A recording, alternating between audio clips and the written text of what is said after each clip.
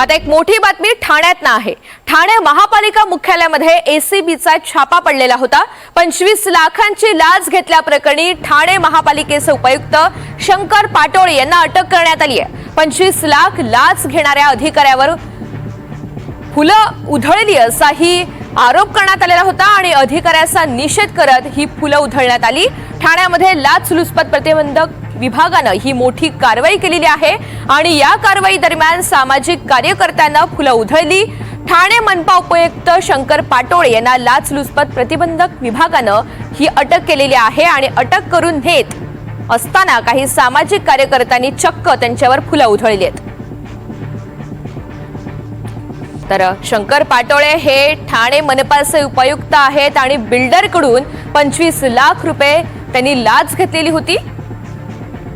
अधिकची माहिती जाणून घ्या, रिजवान शेख आपल्या सोबत आहेत। रिजवान, या कारवाई संदर्भातली काय माहिती?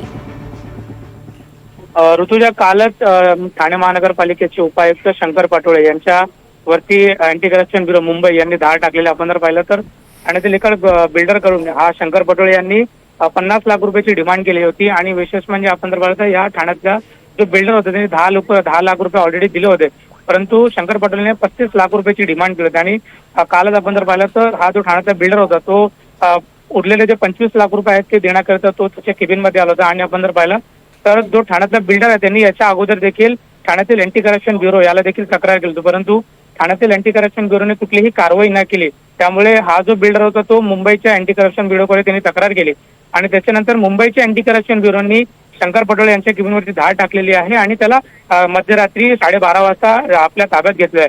आपण जर पाहिलं तर गेल्या अनेक दिवसापासून शंकर पाटोळे जे आहे ते चर्चेमध्ये, कारण आपण पाहिलं तर अनधिकृत बांधकामामध्ये कशा पद्धतीने पैसे काढावा हे शंकर पाटोळे यांच्या माध्यमातून ठाणे महानगरपालिकेचे उपायुक्त आहे आणि त्याचाच पदाचा वापर करून शंकर पाटोळे हे वारंवार अशा पद्धतीचे कृत्य करत। त्यामुळे काल ज्या पद्धतीने मुंबई अँटी करप्शन ब्युरोने धाड टाकलेली आहे त्याच्यामुळे शंकर पाटोळे यांना पोलिसांनी आपल्या ताब्यात घेतलेलं आहे। ऋतुजा, निश्चित। रिजवान, धन्यवाद सविस्तर माहितीसाठी।